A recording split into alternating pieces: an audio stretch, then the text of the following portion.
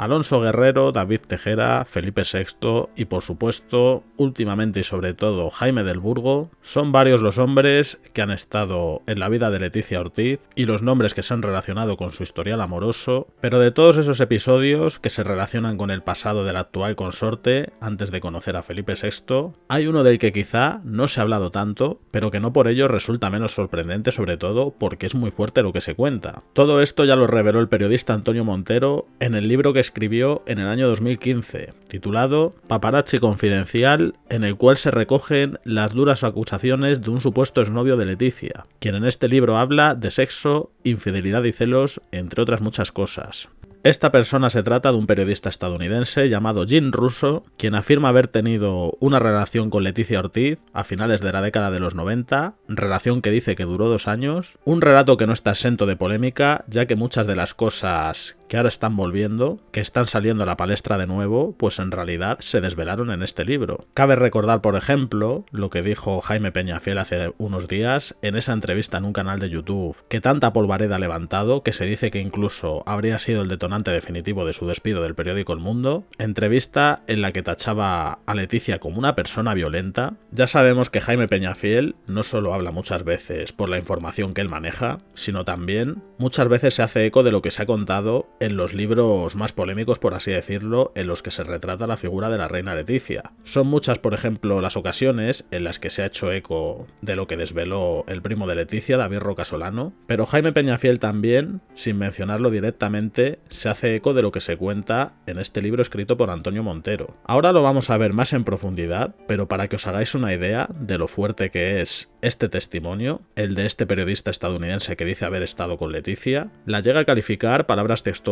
como una persona depresiva y agresiva, y llega a decir también: una vez me pegó durante una discusión. Evidentemente se tratan de acusaciones muy graves, de las que además tampoco se muestra ninguna prueba, todo hay que decirlo, pero yo quería rescatar lo que se cuenta en este libro de Antonio Montero, sobre todo, como decía antes, para entender de dónde vienen muchas de las cosas que se están comentando ahora, porque muchas veces salen toda clase de rumores del pasado de Leticia y no terminamos de saber cuál es exactamente la fuente o el origen de toda esa información. ¿Que sea verdad o no? Pues evidentemente, al igual de muchas de las cosas que se están diciendo, por no decir la mayoría, sin tener pruebas tampoco lo podemos afirmar a ciencia cierta, pero sí es una realidad que todo esto se recoge en un libro y que además lo cuenta un periodista bastante conocido, con un bagaje profesional que no se puede negar, como es en este caso Antonio Montero. Fue un libro que, por supuesto, cuando se publicó hace 9 años no pasó desapercibido. No solo se hablaba de Leticia, se hablaba también de otros episodios controvertidos relacionados con la familia real y de otros personajes del corazón, pero centrándonos en el tema que nos ocupa, el de ese supuesto romance de Leticia con ese periodista estadounidense, así lo recogían las crónicas de la época, haciendo un avance de lo que se contaba en ese libro de Antonio Montero. Decían lo siguiente: cuando se trata de la familia real española, el paparazzo Antonio Montero no conoce la piedad. Llegó incluso a fotografiar al rey Juan Carlos desnudo en un yate. Ahora ha levantado un escándalo con su libro Paparazzi Confidencial, que ha presentado en Madrid. La revista Pronto escribe: se van a desvelar secretos íntimos. En concreto se trata de las acusaciones de un supuesto exnovio de la reina Leticia, que en el libro habla de sexo, infidelidad y celos. El testigo principal de Montero es el periodista estadounidense Jim Russo. Este afirma haber tenido, al final de los 1990, una relación de 2 años con Leticia, pese a que ella estaba entonces liada con el profesor Alonso Guerrero. Y estas son algunas de las perlas que soltaba Jim Russo. Yo trabajaba en la agencia de Noticias F y Leticia estaba haciendo prácticas. Tanto en el coche como en el hotel hubo cariñosos encuentros. Russo afirma haber utilizado a consecuencia de ello a sus contactos para conseguirle a su amante un trabajo en la agencia estadounidense de noticias Bloomberg. Precisamente esta era la meta de Leticia. Así es su carácter. Quiere llegar arriba a cualquier precio, decía este periodista.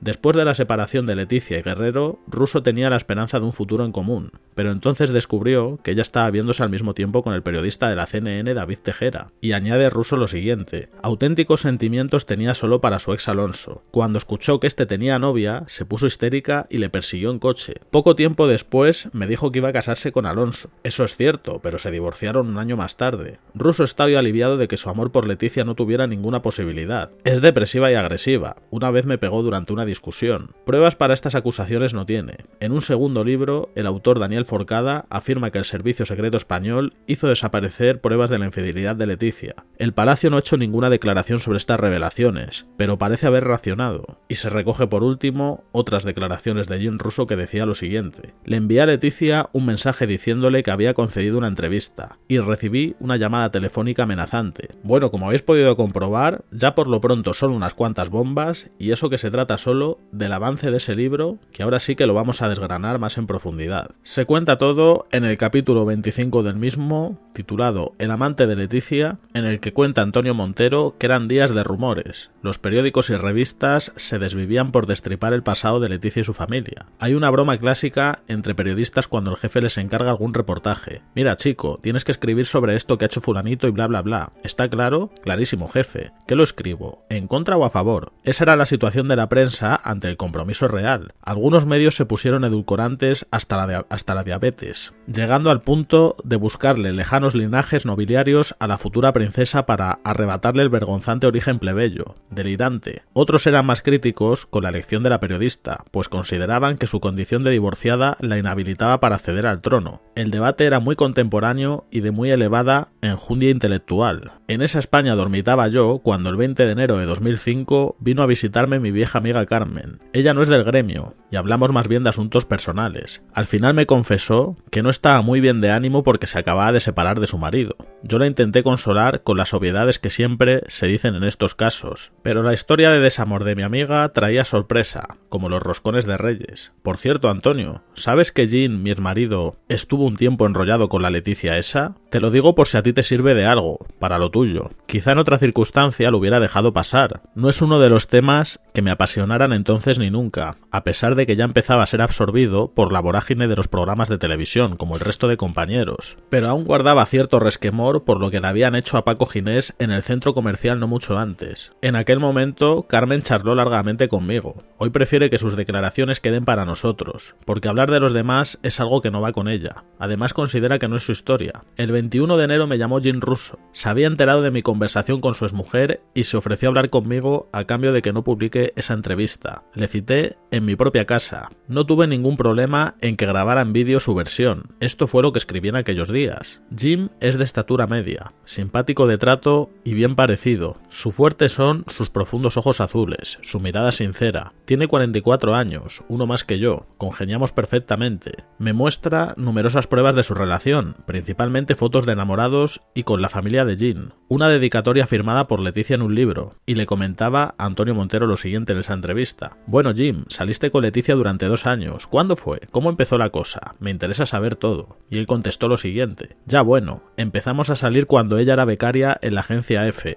Hace varios años. En el último año de su carrera, un día la vi trabajando. Era muy guapa, tenía gafas. Me encantaban las chicas tan guapas con gafas. Yo estaba en ese momento pasando por problemas en mi matrimonio. Bueno, tú sabes. Cuando estábamos en la redacción, cada vez que yo hablaba en inglés, me miraba. Y claro, yo me interesaba por ella. Y siempre hablaba en inglés. ¿Hablabas con ella en inglés? No, ella no hablaba nada de inglés. No sé si ahora habrá aprendido o no, pero desde entonces hasta ahora, cuando la veo, no hablamos en inglés. Pues nada, un día me acerqué a ella y empezamos a hablar. En esa época estaba saliendo con Alonso Guerrero. Me presentaba a Alonso como su novio, pero a mí me daba igual. ¿Tú llegaste a conocer a Alonso Guerrero?, le pregunta Antonio Montero. Sí, pero a mí me daba igual, porque yo estaba interesado en ella. Era un flechazo, ¿sabes? ¿Ella sabía que tú estabas casado? Sí, claro. Un día estábamos un grupo de compañeros y ella dijo: ¡qué faena! Alonso no me puede venir a recoger, ¿me llevas a casa? Entonces la llevé a casa esa noche y otra noche y otra noche. Trabajábamos por la tarde y salíamos muy tarde por la noche. ¿Ella vivía con Alonso? No, en ese momento ella vivía con sus padres en Rivas Vaciamadrid. ¿Qué pasaba cuando la llevabas a casa? Pues que nos empezamos a enrollar. ¿Pero tú subías a su casa? No, aparcaba en la puerta y estábamos en el coche durante mucho tiempo. Empezamos a salir, pero todavía no habíamos ido a la cama. Ella tenía a su novio, pero también estaba conmigo. Ella engañaba a su novio y tú engañabas a tu mujer. No es verdad. Yo se lo conté a mi mujer, claro, porque ella estaba saliendo con un antiguo novio y a mí me daba igual. Incluso le daba un poco de celos y todo eso.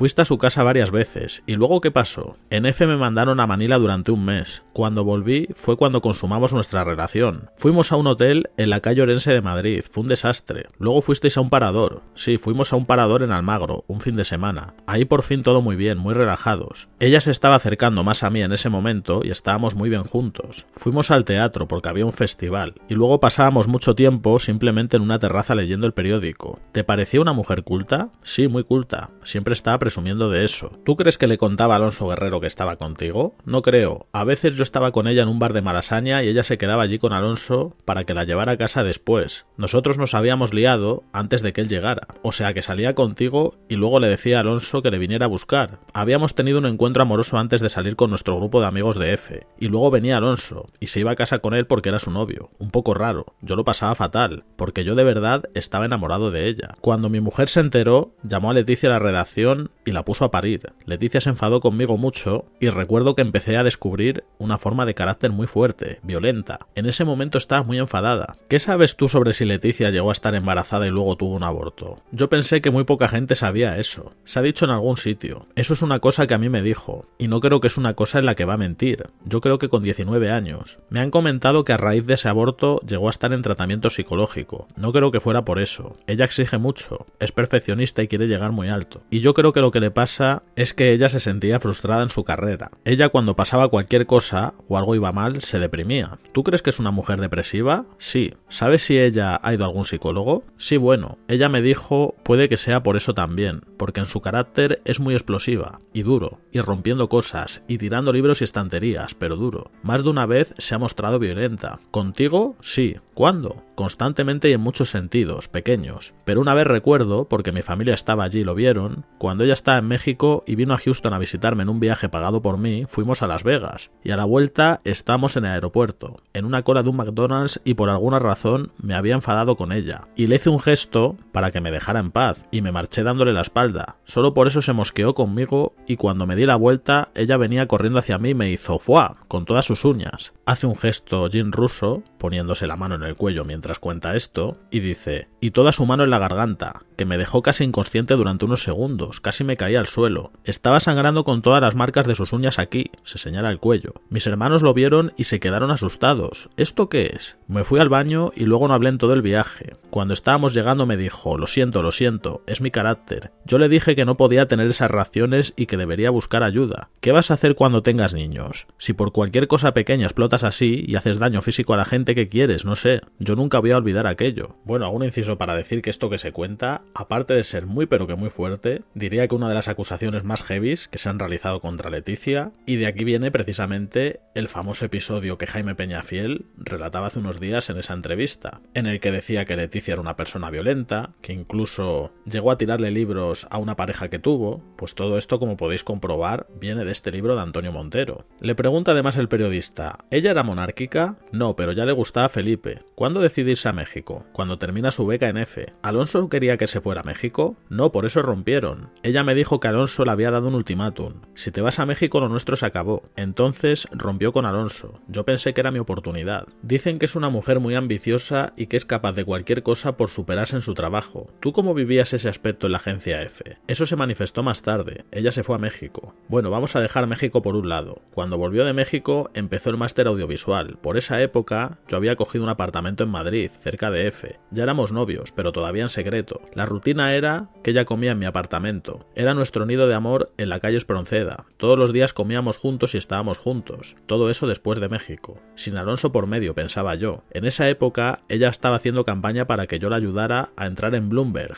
Yo traducía cartas y contratos para un jefe de F que era la persona que decidía quién iba o no a Bloomberg. Ese jefe me debía favores. Yo quería aprovechar eso para pedirle que me ayudara a ser corresponsal en Washington o Nueva York. Pero el problema ahora era Leticia, porque ella me dijo que si me marchaba ella no vendría conmigo, y que era mejor que ese favor lo utilizaba para que ella pudiera entrar en Bloomberg. Entonces hablé con él, y cuando ella hizo la prueba para entrar en Bloomberg fue admitida. No es decir que ella no fuera capaz, porque él reconoció que ella era capaz de hacer ese trabajo, pero también lo son miles de españoles, un enchufe al estilo español. ¿Y por qué decías antes lo del príncipe? Bueno, en esa misma época en la que ella estaba estudiando el máster, se enteró de que el príncipe iba a hacer una visita a F y me dijo: intenta hablar con él, intenta acercarte, intenta conocerle. Vale, yo estaba en la redacción y por casualidad pasó por allí el príncipe con toda su gente saludando. Creo que hay una foto en la que yo le doy la mano, nos saludamos y yo hablé con él 20 segundos, ni siquiera, 10 segundos. Cuando fui a casa a comer, ella estaba esperándome y me preguntó durante media hora, me preguntó un interrogatorio, me dijo que quería saber todo, sus gestos, cómo apretaba la mano cuando me saludó, qué me dijo, cómo andaba. Quería saber qué me había dicho exactamente, palabra por palabra. Para un encuentro de 10 segundos me tuvo media hora interrogándome, me estaba hartando, me enfadé y le dije: ¿qué pasa con esto? Ella me dijo: ¿es que no sabes quién es? Es el soltero más deseado en el mundo. ¿Sabes qué significa eso? Yo le dije: Leticia, solo es un hombre. Yo me estaba poniendo celoso. ¿Tú crees que en ese momento ella pensaba ganárselo? No lo creo. En ese momento era una fantasía, pero una fantasía muy fuerte y nada más. De hecho, ella luego se casó con otro. ¿Alguna vez te volvió a hablar del príncipe? No, solo creo que a ella le gustaba como hombre. ¿Y entonces qué pasó? ¿Se casó con Alonso? Es que es una historia muy complicada. Mientras estaba en el máster, estaba saliendo conmigo y me enteré por unos amigos. Como éramos novios pero en secreto, pues nuestros compañeros no sabían que nosotros salíamos. Entonces un amigo me dijo: ¿te has enterado de que Leticia tiene un novio? Un tal David, del máster, que es de Zaragoza. ¿Cómo reaccionaste? Estaba enamorado y era un idiota. Yo le pregunté y ella me lo negaba, pero ya eran varios compañeros que hablaban de lo bien que le iba a Leticia con David Tejera. Yo me disgusté bastante. Mi relación con Leticia terminó en el 97. En Navidades del 96, ella volvió a México durante una semana, un viaje relámpago, por un asunto personal que no podía decirme. Nunca me enteré, pero me regaló un libro por aquella época, un libro dedicado de Edgar Allan Poe. Terminamos un día que vino a mi casa y me pidió las llaves de mi coche. Me pidió las llaves y yo insistí: ¿para qué? Por fin me dijo que quería hablar con Alonso y tenía que ir en coche. Yo le dije: yo conduzco, porque eso va a ser muy interesante, yo te llevo. Por el camino me explicó que sus sentimientos por Alonso no habían terminado, que se había enterado de que Alonso iba a empezar a vivir con una chica y que se había puesto histérica, que se había dado cuenta de que ella quería estar con Alonso. Fuimos a su casa para que ella pudiera encontrarse con él y pedirle que no se fuera con aquella chica. Él no estaba y ella se quedó en la acera esperando en la puerta de su casa. Él salió en coche y nosotros empezamos a perseguirle por todo Madrid. Ella me decía que corriera para no perderle, pero finalmente se escapó. Ella empezó a llorar muy deprimida y daba golpes en el coche muy enfadada. Me di cuenta entonces de que lo único que quería yo era alejarme de ella y terminar esa relación. Mi primer instinto fue abrir el coche y darle una patada para que se fuera, pero me contuve y la llevé al cine.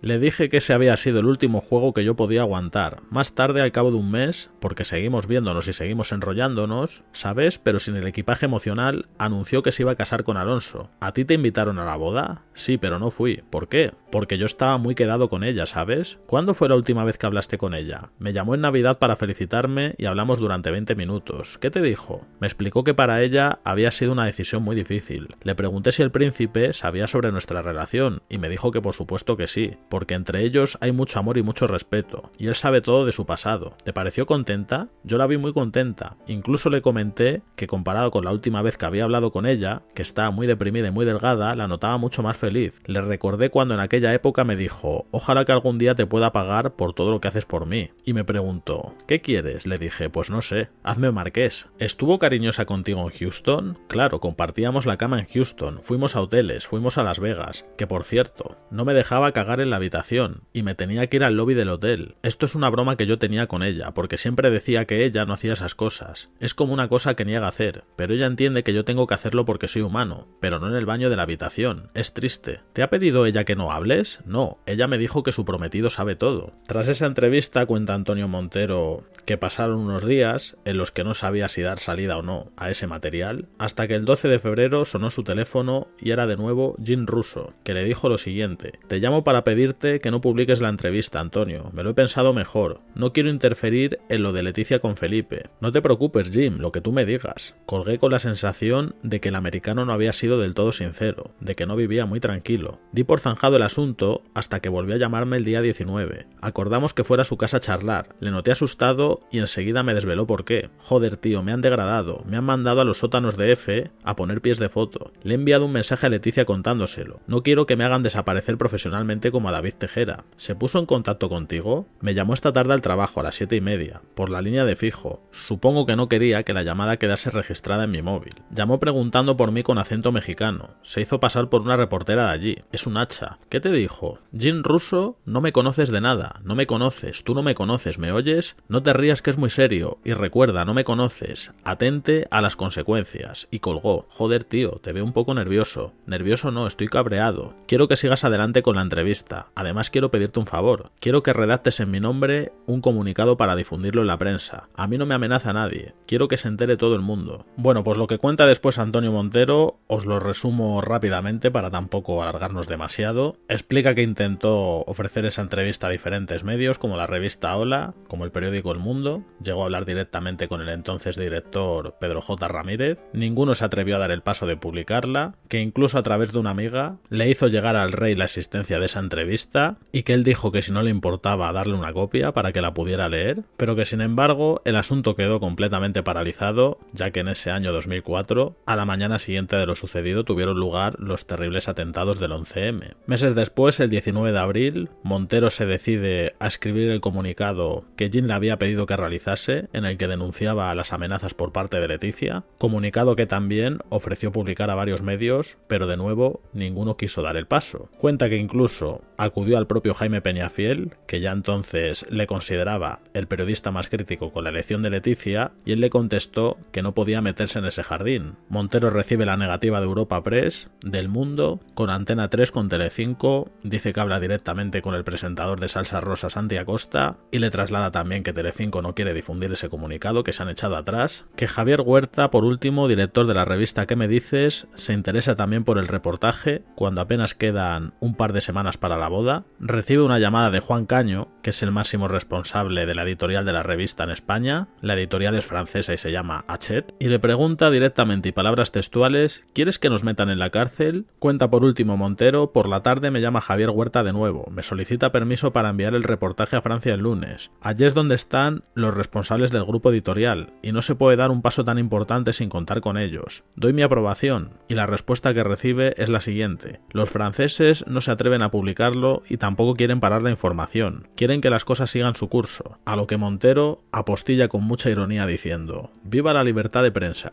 Bueno, pues tremendo lo que se cuenta en este libro de Antonio Montero acerca de Leticia, como habéis podido comprobar. Yo creo que poco se habla de este libro para la dureza, para la gravedad de algunas cosas que se cuentan, con el testimonio de esa persona que dice haber sido su expareja y que revela episodios muy desagradables, incluso violentos, como hemos podido ver. Diría que incluso lo del último libro de Jaime Peñafiel, o el famoso libro también del primo, el de David Rocasolano, las cosas que se cuentan son un juego de niños comparado con todo lo que se revela aquí. Es verdad que la mayoría de las cosas que se cuentan tienen que ver más con su pasado, antes de conocer a Felipe VI, pero es que aún así el retrato que se hace de Leticia la deja muy pero que muy mal parada. Todo esto asumiendo, que ya lo hemos dicho al comienzo del vídeo, que tampoco se llega a mostrar ninguna prueba que acredite todo lo que se cuenta en este testimonio. Pero es una realidad que todo esto se ha escrito, que todo esto se recoge en un libro y que además ahora estamos comprobando cómo en estos días, que parece que el asunto de Jaime del Burgo está removiendo muchas cosas del pasado, que ya casi habían caído en el olvido, pues ahora todo este asunto también ha vuelto a salir a la palestra. Así que ya es cuestión de lo que cada uno quiera creer. Yo por lo menos sí tengo una cosa bastante clara, que es que no tengo ningún motivo para dudar de la profesionalidad de Antonio Montero. Que luego que la historia que le hiciesen llegar fuese tal cual o no, pues eso ya es más difícil de saber, pero desde luego lo que él cuenta en su libro de cómo fue esa entrevista y cómo lo vivió todo y cómo luego pues no pudo difundir ese material, eso es algo que por lo menos sí me lo creo absolutamente todo. Así que nada más que añadir, como siempre, podéis dejar vuestras opiniones en la caja de comentarios, un me gusta para apoyar el canal y que ayude a posicionar el vídeo. Por supuesto también os animo a que os suscribáis si no lo estáis, que es completamente gratuito. Muchísimas gracias por el apoyo, por vuestro tiempo, nos vemos en el próximo vídeo.